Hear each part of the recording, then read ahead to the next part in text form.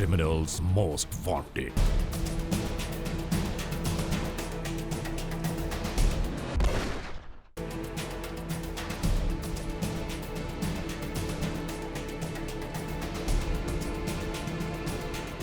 जुर्म की तारीख रविश पर दौड़ते हुए मुजरिमों की तलाश में क्रिमिनल्स मोस्ट वांटेड। कानून के निगहबानों और जराइम पेशा अफराद की कशमकश के दरमियान रिकॉर्ड किए हुए प्रोग्राम क्रिमिनल्स मोस्ट वांटेड। नाज़रीन, क्रिमिनल्स मोस्ट वांटेड के इन एपिसोड्स में हमेशा हम यही तो कहते हैं कि हम इंसाफ और कानून की बालादस्ती चाहते हैं, सरकूबी चाहते हैं उन मुल्क दुश्मन अनासर की कि कानून जिनके लिए महज एक मजाक है। इंसाफ और कानून की यही सरबलंदी हमारे इस प्रोग्राम का मरकजी ख्याल है कि जिसका नाम है क्रिमिनल्स मोस्ट वांटेड। और नाज़रीन, चलते हैं अपने अगले सेगमेंट की जानिब।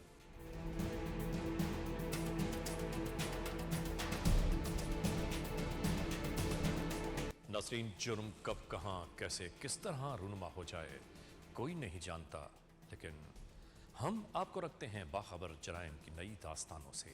और आइए इस मोड़ पर सबसे पहले हम आपको अपने उस सेगमेंट की जानिब लिए चलते हैं कि जहां पर आप देखेंगे कि हमारे मुल्क में इस हफ्ते जराइम की शरह क्या रही है। आइए चलते हैं।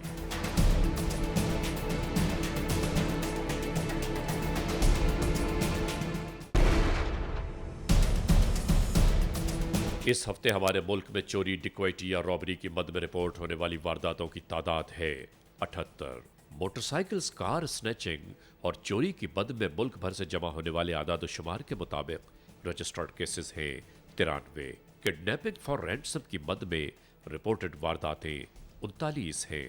स्ट्रीट क्राइम्स, राह में लुट जाने वाले केसेस बशमूल मोबाइल स्नैचिंग, कैश और ज्वेलरी की मद में आने वाले आदाद शुमार हैं 67। नाज़रीन, आपने देखा कि इस हफ्ते हमारे मुल्क में जराइम की शरह क्या रही है। और आइए इसके बाद हम आपको लिए चल रहे हैं अपने अगले सेगमेंट की जानिब कि जिसमें आप देखेंगे जुर्म की दास्तान यानी द केस। नाज़रीन, क्रिमिनल्स मोस्ट वांटेड के आज के इस एपिसोड में हम आपके लिए पेश कर रहे हैं जुर्म की एक ऐसी हैबतनाक दास्तान, एक ऐसा खूनी फसाना कि समझ में नहीं आता कि उस जिक्र का आगाज कहां से किया जाए। एक माँ बाप अपने ही औलाद के हाथों मौत के घाट कैसे उतार दिए गए, अपने ही अहले खाना का दुश्मन अपना ही खून कैसे बन गया।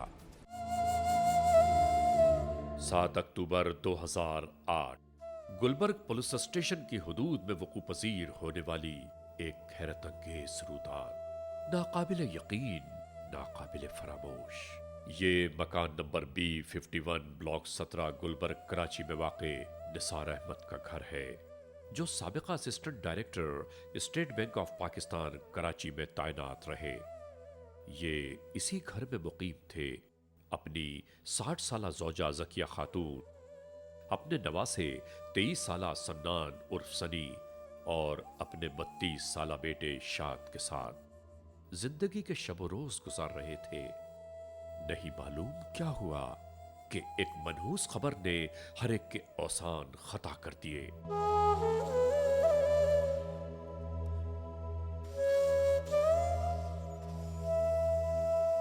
ये आह बुका, रोना, तड़पना, सिसकना किसी गैर के हाथों नहीं, बल्कि यहां अपने ही खून के हाथों अपना ही खून बहाया गया।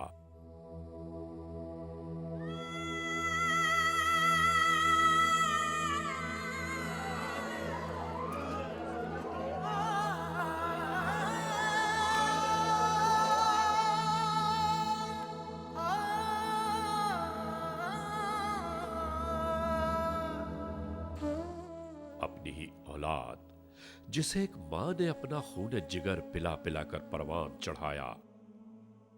एक बाप जिसने उंगली पकड़कर अपनी औलाद को चलना सिखाया, वही इस कायनात का वहशी दरिंदा क्यों बन गया।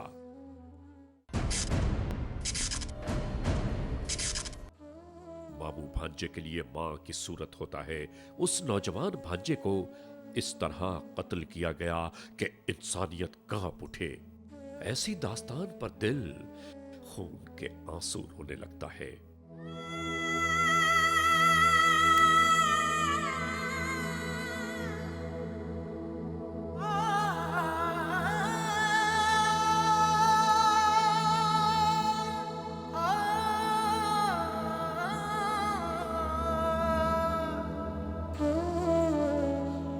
ایک ہی گھر سے اٹھنے والے یہ 3 جنازے وہ تمام مناظر اپنے ہی ساتھ لیے جا رہے ہیں جو اس ظلم کی اندوہناک تاریخ کا حصہ بن گئے۔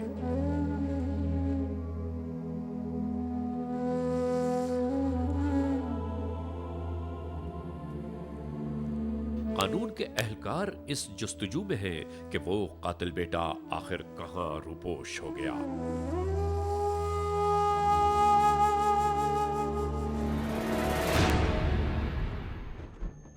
اطلاعات جمع کی جاتی رہی کہ حکمت عملی تیار ہو سکے، شکل دے دی گئی۔ 7 اکتوبر 2008 تھانہ گلبرگ کراچی کے علاقے میں تیرے قتل کی ایک واردات ہوئی، جس کا موقع دیکھنے کے بعد یہ احساس ہوا کہ یہاں انسانیت نام کی کوئی چیز نہیں، جس میں ابتدائی تفتیش کے دوران یہ معلومات حاصل ہوئیں کہ یہ ایک بیٹے نے اپنے بوڑھے باپ اور اپنی بوڑھی ماں اور اپنے بھانجے کو بے دردی سے قتل کیا۔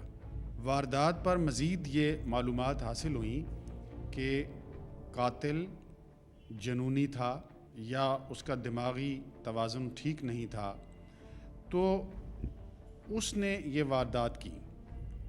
سمجھ میں نہیں آتا کہ اس کو جنم دینے والوں نے، اس کی یا تو تربیت میں فرق ہے، یا اگر انہیں یہ معلومات ہو گئی تھیں کہ یہ اس طرح کا انسان ہے، تو اسے کسی ایسے ہاسپٹل میں یا کسی ڈاکٹر کے پاس یا کسی طبیب سے اس کی چیک اپ کروا لیتے، معلوم کر لیتے، تو شاید یہ ایسا واقعہ پیش نہ آتا۔ Criminals most wanted. اس تہرے قتل کی سنگین واردات کے ملزم کا سراغ لگانے کی خاطر قانون کے اہلکاروں نے ملزم کے گرد گھیرا تنگ کرنا شروع کر دیا، اور آخر کار جب ملزم کو راہ فرار نہ ملی تو اس نے اپنے آپ کو قانون کے حوالے کر دیا۔ کیا پودے تھے؟ ہاں یہاں پودے تھے جو میں نے نکال دیے تھے، پودے یہاں سے وہاں تک لگے ہوئے ہیں۔ اچھا یہاں سے یہاں تک لگے ہوئے۔ یہاں پر تو نے موبائل دبایا؟ ہاں، وہ موبائل کس کا تھا؟ سنی کا موبائل ہے۔ سنی کا موبائل تھا۔ ناظرین، عجیب بات ہے کہ اپنے گھر کے ماحول میں پہنچنے کے بعد بھی ملزم ہر قسم کے جذبات سے بالکل عاری نظر آ رہا تھا۔ پہلے کس کو کیا ہے؟ والد صاحب۔ والد کو؟ کس جگہ پر؟ والد کی کیا کنڈیشن تھی؟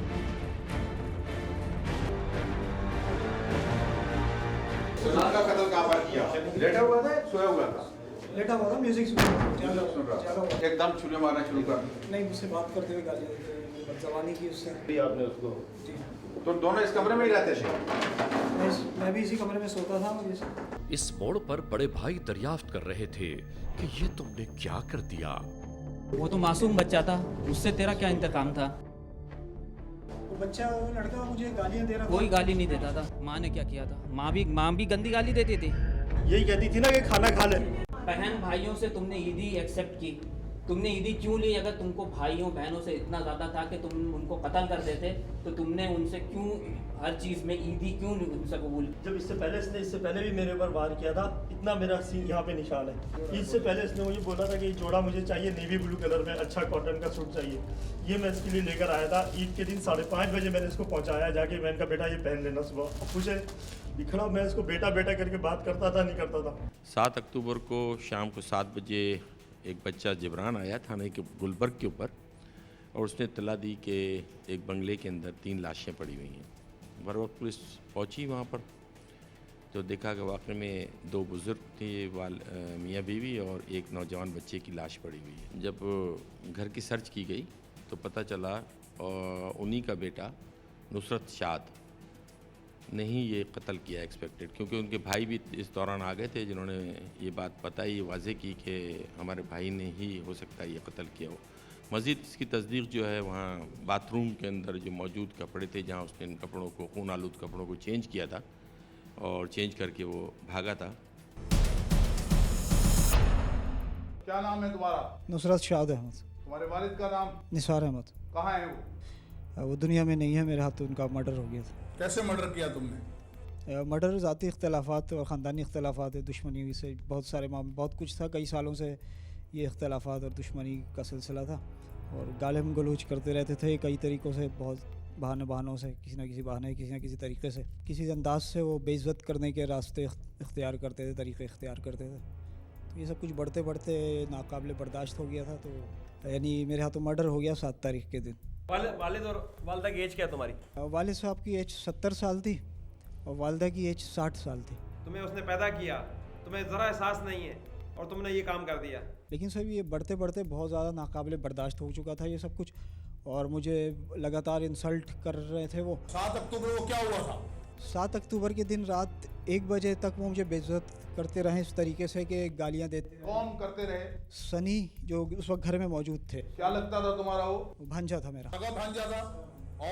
اور باقی 2 افراد جو اس وقت گھر میں موجود تھے وہ والد اور والدہ تھے, اور ان کا انداز اور طریقہ. والدہ تھے تمہارے یا سوتیلے تو نہیں تھے؟ نہیں, سوتیلے نہیں تھے, سگے سگے تھے. خون کا رشتہ تھا تمہارا. اور ان کا انداز اور طریقہ یہ تھا کہ ہم جو بات کہیں گے تمہیں ماننی ہوگی, اور ہم جس طریقے سے تمہیں چلائیں گے اس طریقے سے تم چلو گے, اور جو کام ہم تمہیں کہیں گے اور یہ کام کرو گے تم. ماں باپ تو کی باتیں تو ماننا پڑتا, لیکن تم تو خدا کے رسول, تمہیں کوئی یاد نہیں آیا تم نے اپنی ماں کو مار دیا جس نے تم کو پیدا کیا, اس باپ کو مار دیا, اس بھانجے کو مار دیا. بہت افسوس کی بات, مجھے تو تاریخ میں کوئی پہلا شخص نظر آ رہا سر. پھر کیا ہوا؟ پھر یہ ہوا کہ 1 بجے کے بعد تک یہ سب کچھ ہوا. پھر ان کو میں نے قتل کرنے کا فیصلہ کیا. اور میں کیونکہ میرا جہاں تک میرا اندازہ تھا, جو میں نے یقین کے ساتھ بتا رہا ہوں اس وقت, کہ انہوں نے مجھے کسی انتہائی قدم اٹھانے پر مجبور کیا یا گھر چھوڑ کر جانے پر مجبور کیا تھا. تو میں نے اس وقت یہ فیصلہ کیا کہ میں ان تینوں کو قتل کر دوں. ان سے میں شدید نفرت کرتا ہوں. تم اپنی ماں سے نفرت کرتے تھے؟ سر وجہ یہ تھی کہ وہ میرے دشمنوں میں سے تھیں, اور مجھے جو ماں پیدا کرے گی وہ تمہاری دشمن ہوگی. سر وہ کسی بھی کیٹیگری. سر میری بات سنیں سر, آپ سمجھنے کی کوشش کریں کہ وہ لوگ خود مجھ سے نفرت کرتے ہیں اور میرے دشمن ہیں. تم نے یہ پورا پلان کیسے کیا؟ تو 7 اکتوبر کے دن میں کافی دیر تک برداشت کرتا رہا ان کو, لیکن پھر میں نے فیصلہ کیا کہ ان کا معاملہ آئندہ ہمیشہ کے لیے کمپلیٹ کر دوں. اگر مجھ سے کسی بھی قسم کا اختلاف ہے یا ایسا کوئی بھی پروگرام یا پلاننگ میں ہے وہ, تو میں اس معاملے کو ہمیشہ کے لیے ختم کر دوں. پھر میں اپنے کمرے میں آیا ہوں, اور کمرے میں آ کے میں نے خنجر نکالا اپنے کمرے میں ویسٹ کوٹ کی جیب میں سے, اور اس کو میں نے کپڑے کے اندر چھپایا اور انتظار میں رہا میں کچھ دیر تک. 4:30 بجے کے وقت سنی جب کمرے میں تھا, تو 4:30 بجے کے وقت میں کمرے میں آیا ہوں. کمرے میں آنے کے بعد میں نے کنڈی لگائی ہے دروازے میں. سنی تمہارا کیا لگتا تھا؟ سنی میرا سگا بھانجا تھا. سگی بہن کا بیٹا تھا تمہارا؟ جی ہاں, سگی بہن کا بیٹا تھا. 20 سال عمر تھی اس کی. پھر میں نے اس کو گالیاں دیتے ہوئے میں نے اس پر خنجر کے وار کیے, اور میں نے یہ کہا کہ تم لوگ اپنے دماغ ٹھنڈا رکھا کرو, اپنی حد میں رہا کرو, اور یہ ہے کہ اپنے کام سے کام رکھا کرو. یہ کہتے ہوئے میں اس کو مارتا چلا گیا. اس نے خنجر پکڑ کے چیخنے چلانے کی کوشش کی, لیکن نہ خنجر اس کے ہاتھ میں رہ سکا, کیونکہ خنجر دھار والا خنجر تھا, جس سے اس کا ہاتھ کٹ گیا اور بلڈنگ ہونا شروع ہو گئی, اور تکلیف سے وہ چیخا چلایا 2-3 مرتبہ. ماموں تو باپ سے بھی زیادہ قریب ہوتا ہے, اور آپ نے اس بات کا بھی احساس نہیں کیا تمہارا سگا بھانجا تھا, تم نے اس کو مار دیا. کس مٹی سے بنا ہوا ہے, تمہیں شرم نہیں آیا؟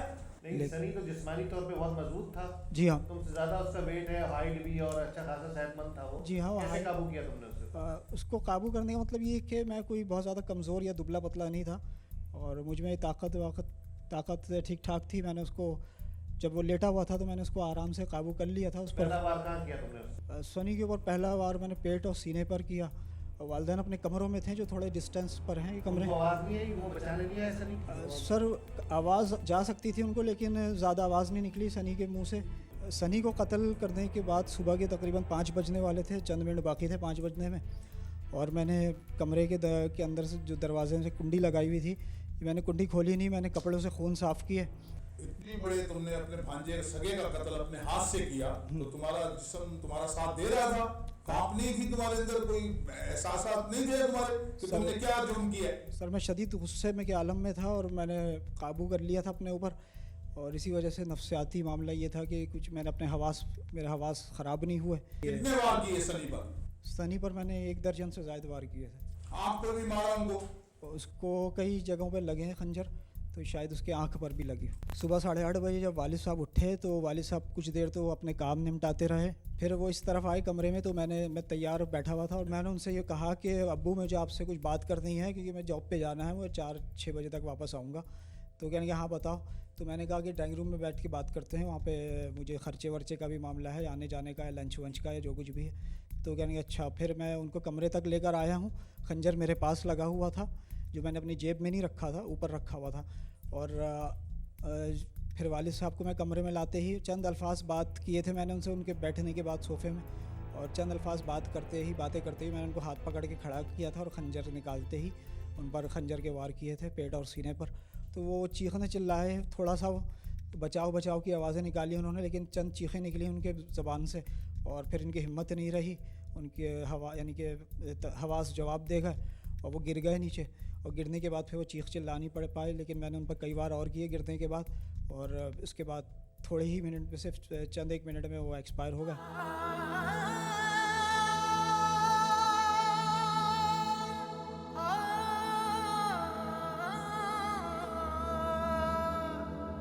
वालिद साहब जैसे ही नीचे गिरे और नीचे गिरने के बाद मैंने उनको नोट किया कि क्या हुआ उनके और क्या मामला है। थोड़े तो यानी कि उनकी सांसें बंद होने तक का मामला था कि फिर वालदा भी उठ के आ गई ड्राइंग रूम में, कि उनको आवाज़ें पहुंच गई थी, लेकिन वालदा के आने की आवाज़ मैंने सुन ली कॉरिडोर से, तो मैं पहले ही संभल गया था। फिर वालदा जैसे ही कमरे में आई तो मैंने कमरे में आने से पहले ही मैंने उनको ये बताया कि अब्बू की तबीयत ख़राब है बहुत, और अब्बू की सांसें चढ़ गई हैं, सांसें फूल गई हैं। तो इतनी देर में तो कमरे के दरवाजे तक पहुंच गई थी, और कमरे में आते ही उन्होंने अब वालिद साहब को नीचे गिरे हुए देखा तो उनका पीछे का हिस्सा नज़रों में आया उनके, और आगे से वो चूँकि औंधे पड़े हुए थे इसलिए उनको नज़रों में नहीं आया कि खून वून है। लेकिन जितनी देर में उनको कुछ समझ में आता उतनी देर में मैंने उन पर भी खंजर से वार किए।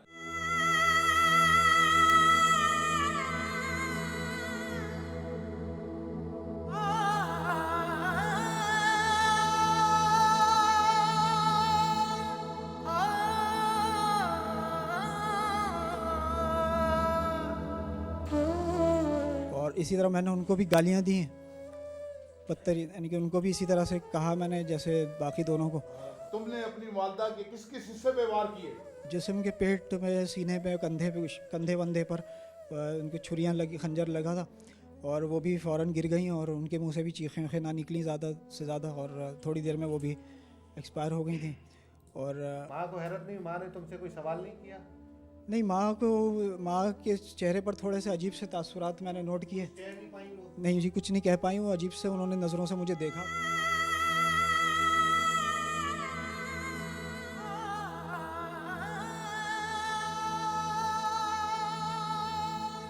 माँ का क्या कसूर था कि तुमने उसे पैदा किया था?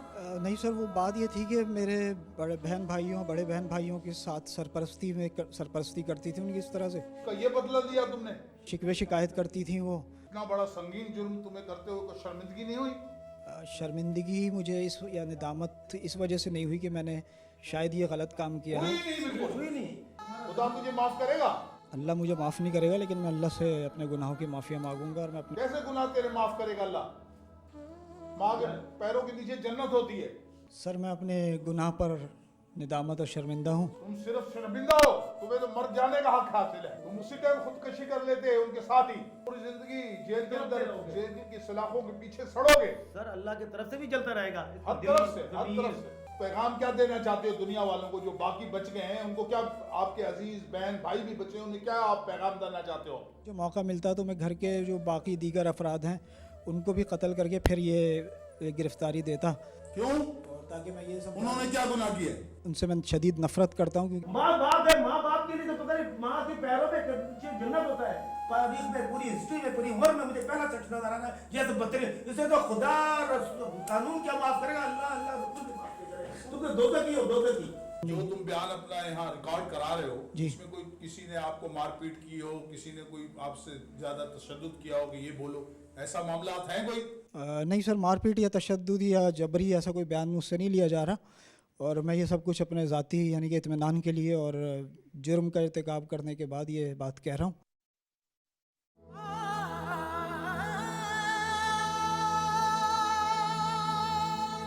बहरहाल नाजरीन, 7 अक्टूबर 2008 गुलबर्ग कराची से शुरू होने वाली जुर्म की ये दास्तान गुलिस्तान जौहर कराची के कब्रिस्तान में अपने अंजाम को जा पहुंची।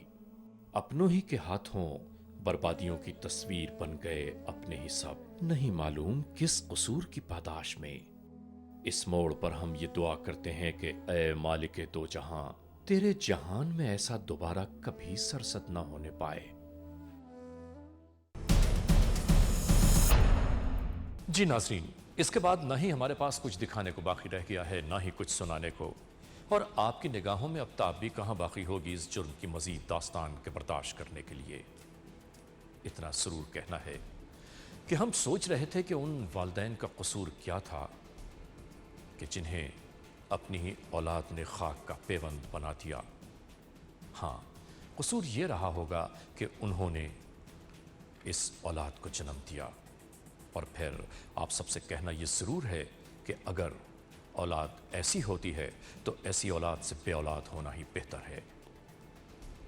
बहरहाल नाज़रीन, आज के इस एपिसोड को यहाँ पर इख्तिताम तक पहुँचाते हुए आप सबसे एक बार फिर यही कहना है कि खुदा न ख्वास्ता अगर ऐसे हालात, ऐसे वाक़यात, ऐसे मामलात आपके अतराफ़ में कहीं रूनुमा हुए हैं या हो रहे हैं तो बराह करम कानून के हाथ मजबूत कीजिए, हमें इत्तला दीजिए, और याद रखिए कि इत्तला देने वाले का नाम हमेशा ही सीग़े राज़ में रखा जाता है।